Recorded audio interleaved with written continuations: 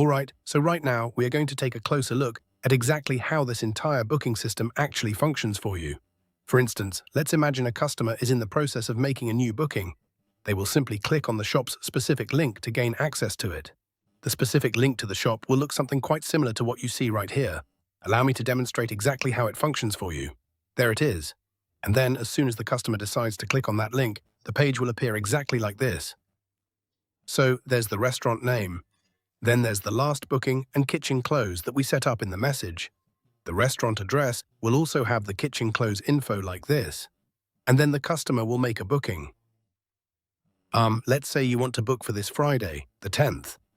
On this page, you see the word close. That's because we've set our business hours to be closed every Monday. This is just an example. You can click to open it if you want. Now, let's click on Friday. Let's say for 4 people, and we'll sit indoors.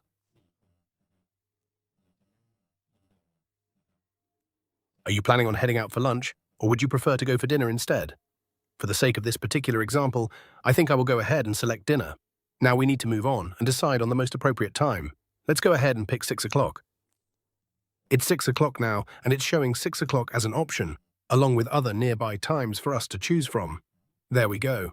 Now the summary is as follows. The details are 4 people, indoor, postpaid, pay later. Because we've set our shop to postpaid, which means there's no payment due yet. You can configure all of this in the payment settings. If you happen to have a promo code, you can go ahead and enter it right here. I think I will try entering a name in this field.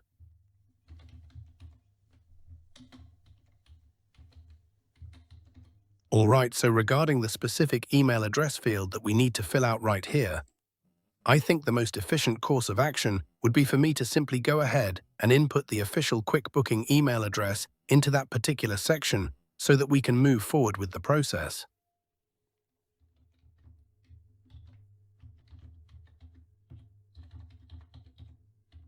So that we can have the necessary access to view the phone number for ourselves. Okay, special request.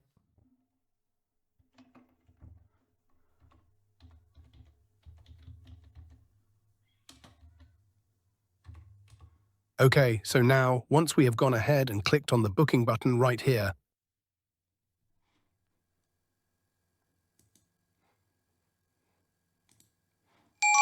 do you see this right here?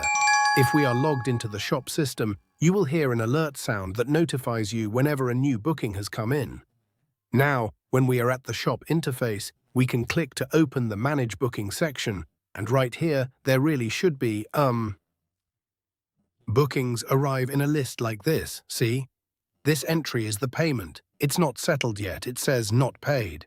And here you can see the number of confirmed guests. When you're actually using this and a customer arrives, you can press here to check.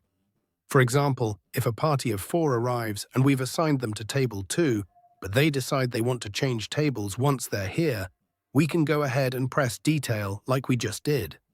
Let's do that again, right here at Detail. Once you press Detail, it will pop up. After that is finished, all we really need to do is go ahead and click on the Manage button that you can see right here now. Or here is the status. If a customer calls to cancel, we can click Cancel, and the table will be released back into the system as usual. Now, if we're not sure whether a table is available or not, or if someone else might want to book it, or if the current guests might not leave on time, we can just set it to pending for now. But now we click Confirm. Once it's confirmed, we then click Manage, just like that.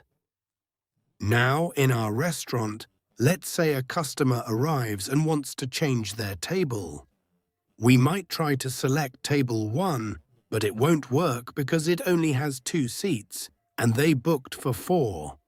They might choose to sit outdoors instead, so we'll select table 11 here and then click Save Change. Since table 11 is available, this one. Once we click Save Changes, okay, the group booking update has been confirmed successfully. Now the customer's table has been changed to table 11. From the table 2 they originally booked inside. If you look back here, you can see that the table has been successfully changed to table 11. And that table 2 from earlier will be released so other customers can book it. Okay, now let's take a moment to look at the customer's email, the one that the customer will receive. It will be delivered directly into their personal inbox.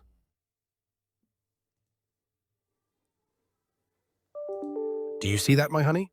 The screen is going to display this name, and then it will show that name over there. For today's booking, you can add it to your calendar. There are buttons for Google and Apple. Should a customer decide that they wish to cancel their order, there is a dedicated cancel button that they can easily press. Once they do that, it will immediately appear within our internal system as cancelled in near real time, which usually takes only about 1 or 2 seconds to process. And if you look right over here, we have a specific button, that is used for the timeline view. Do you see that? So this is the timeline.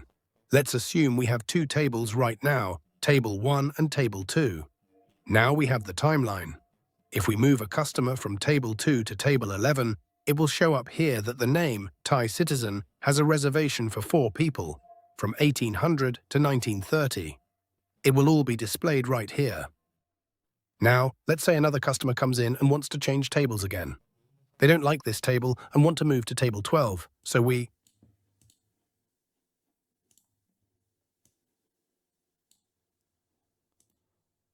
Actually, that's not possible at the moment. This function is currently only available for massage shops. We go back to the list. Suppose we want to change it to Table 12, and the customer wants to change it again. We just go back to Manage, and there you go. All right, go ahead and click on Table 12, then make sure to press the Save Changes button. Now that we've saved those changes, navigate back to the previous page and scroll all the way up. You can see it's updated to Table 12, and the timeline has also updated to reflect Table 12. And that is essentially the entire process of how it works. Is there anything else you need to know? There is also the advanced booking feature, but I will save that for the next video because it is quite complex. For those of you looking to take your shop management to the next level, there are ways to achieve that. All right, that is it for this video. I will see you all in the next one.